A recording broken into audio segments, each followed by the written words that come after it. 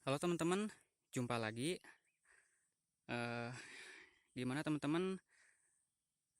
Kabar teman-teman semua? Sarehat, daramang, ya. Alhamdulillah, atau ya. Kalau teman-teman daramang mah, semoga seterusnya. Oke teman-teman, eh, ini masih pagi teman-teman. Eh, Sekitar pukul setengah tujuh ya. Nah ini bisa teman-teman lihat untuk mataharinya sudah eh, mulai menerangi mulai menerangi lahan ini teman-teman ya. Nah, jadi bisa teman-teman lihat ini adalah lahan baru yang sedang saya garap. Rencananya ini untuk ditanamin tanaman cabai lagi teman-teman pada bulan 2 ya. Karena ini bulan satu masih tahap pengolahan lahan, jadi insya Allah ini bulan 2 sudah siap untuk ditanamin. Nah, teman-teman, jadi sebelum saya memulai aktivitas pada hari ini, teman-teman ya. Nah, kita sharing-sharing dulu kepada teman-teman ya. Nah, jadi saya akan menunjukkan kepada teman-teman ya. Saya akan menunjukkan kepada teman-teman bukti kalau pupuk kimia itu menurunkan pH tanah ya. Nah, jadi sebelum eh, ke pembahasan lebih lanjut, kita akan melihat dulu teman-teman. Jadi ini adalah bedengan setengah jadi yang saya buat ya. Nah, untuk pupuk dasarnya sendiri, untuk pupuk organiknya saya menggunakan menggunakan ini kotoran apa? Kotoran ayam ya, kotoran hewan ayam. Bisa teman-teman lihat. Nah, ini banyak sekam padinya ya.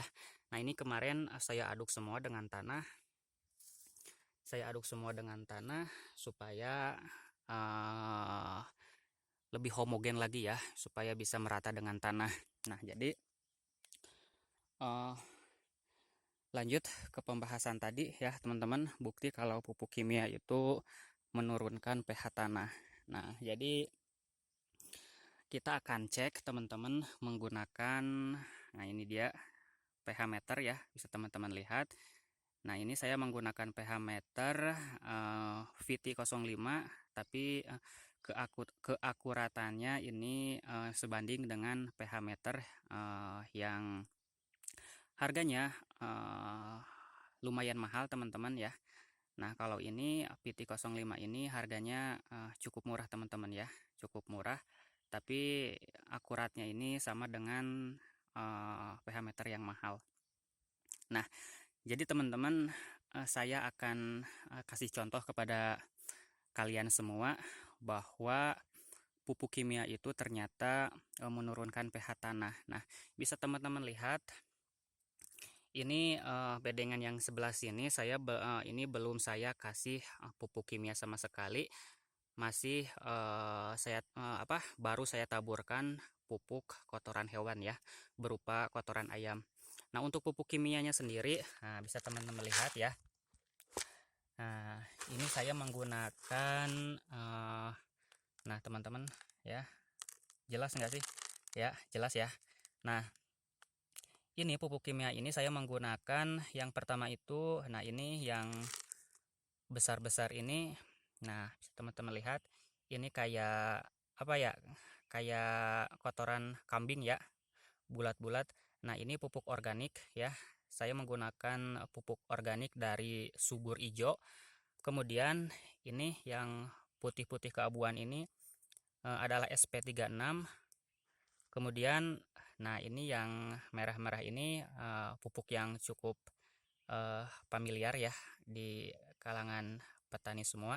Ini adalah pupuk NPK Ponska. Nah, oke teman-teman ya. Jadi kita akan mulai tes ya.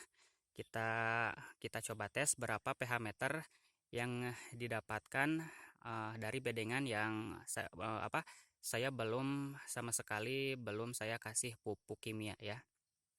Oke, kita tancapkan teman-teman ya.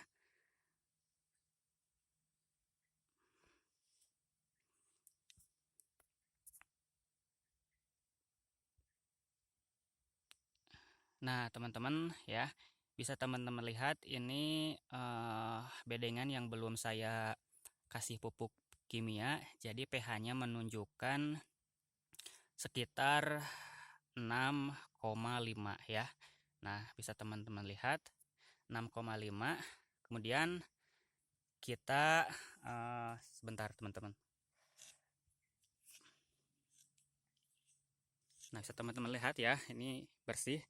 Nah, kita akan lihat bedengan yang sudah saya kasih pupuk kimia. Nah, bisa teman-teman lihat. Nah, ini ada apa ini SP36 ya, kelihatan.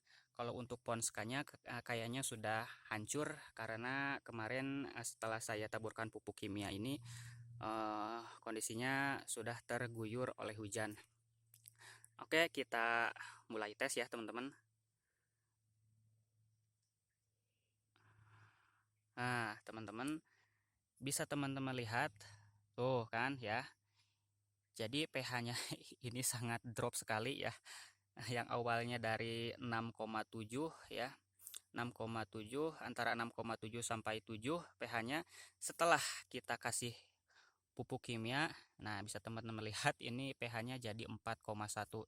Nah, ini nggak bagus teman-teman ya kalau untuk budidaya cabai ya, karena untuk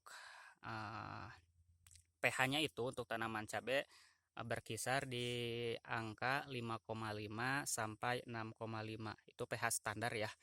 Nah, yang bagus untuk pertumbuhan tanaman cabai. Nah, ini kalau ini 4,5. Nah, jadi kalau udah seperti ini teman-teman ya, gimana perlakuannya untuk meningkatkan pH tanah supaya naik lagi. Jadi setelah teman-teman campur seperti ini, bisa teman-teman lakukan penaburan dolomit ya untuk meningkatkan pH tanahnya lagi. Nah, bisa seperti ini teman-teman ya, bisa sudah seperti ini, ataupun teman-teman bisa sebelum kasih pupuk dasar sebarkan dulu sebarkan dulu kapur dolomit ya. Bisa juga teman-teman nanti setelah bedengannya jadi, setelah ditutup dengan tanah, sebelum menggunakan mulsa, teman-teman juga bisa tabur juga dengan kapur pertanian ataupun kapur dolomit ya. Nah, jadi sedikit info teman-teman, sebenarnya ini juga ya, perlakuan yang saya lakukan ini sebenarnya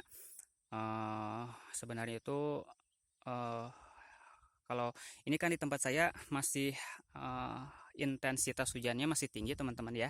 Jadi sebenarnya ini sebenarnya jangan menggunakan NPK ya teman-teman, karena air hujan sendiri itu sudah mengandung nitrogen. Jadi kalau musim hujan ini sebenarnya tidak perlu menggunakan NPK teman-teman, cukup menggunakan pupuk tunggal saja, yaitu bisa teman-teman menggunakan SP36 ataupun Vertipos teman-teman ya. Ya, karena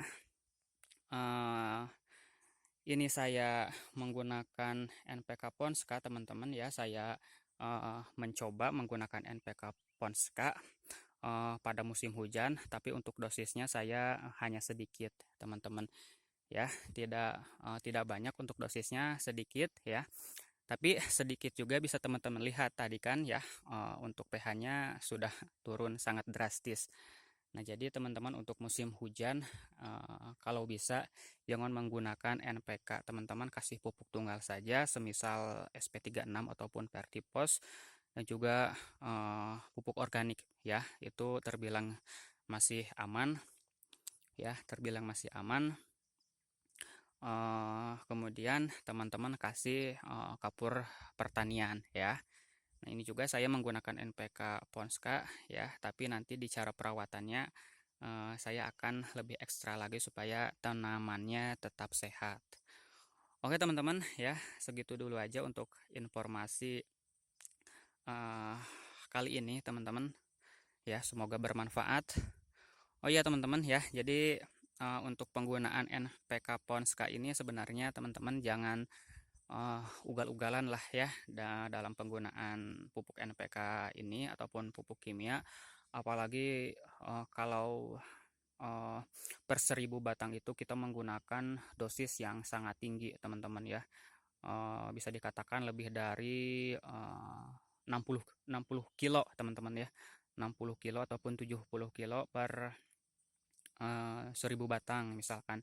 Nah itu nantinya tanaman teman-teman tidak akan tumbuh sehat ya, tidak akan bertahan lama. Jadi untuk dosisnya ya paling maksimal teman-teman untuk NPK Ponska itu sekitar 20 gram per tanaman ya. 20 gram per tanaman. Kemudian untuk SP36-nya ya maksimalnya itu 10 gram lah, masih bisa ya per tanaman. Oke teman-teman, segini dulu aja untuk informasi kali ini. Nah ini lahannya teman-teman ya yang masih saya garap. Tadinya ini, nah seperti itu teman-teman ya. Wah rumputnya ini tinggi banget teman-teman. Kemarin saya garap